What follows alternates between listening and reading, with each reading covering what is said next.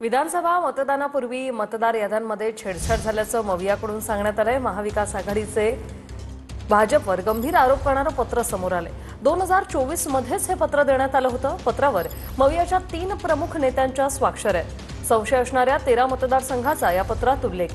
तर भाजपने मतदार यादीत छेडछाड करण्याआधीच लोक हेरले होते असं मवियाकडून सांगण्यात आलंय। मतदार याद्यांमध्ये छेडछाड करण्यासाठी भाजपकडे फॉर्म 6 चा डेटाबेस उपलब्ध होता। पत्रात काय आरोप करण्यात आले ते आपण पाहतोय। भाजपच्या पदाधिकारी आमदारांनी मतदार यादीत छेडछाड करताना आपल्या बाजूने मतदान करू शकतील असे लोक आधीच हेरले होते। आपल्या बाजूने मतदान करू शकणारी नावं हिरव्या शाईने ठळक केली, तर बाजूने मतदान न करणारी लाल रंगात ठळक करण्यात आली।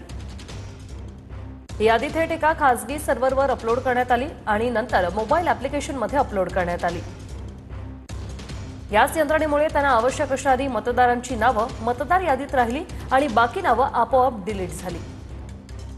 बदल कोणाच्याही लक्षात येऊ नये म्हणून प्रत्येक मतदारसंघात 10,000 नावं वाढवण्यात आली, जी पूर्णपणे बनावट आणि फसवी होती। तर महाविकास आघाडीला संशय असणारे 13 मतदारसंघ कोणते पाहूया।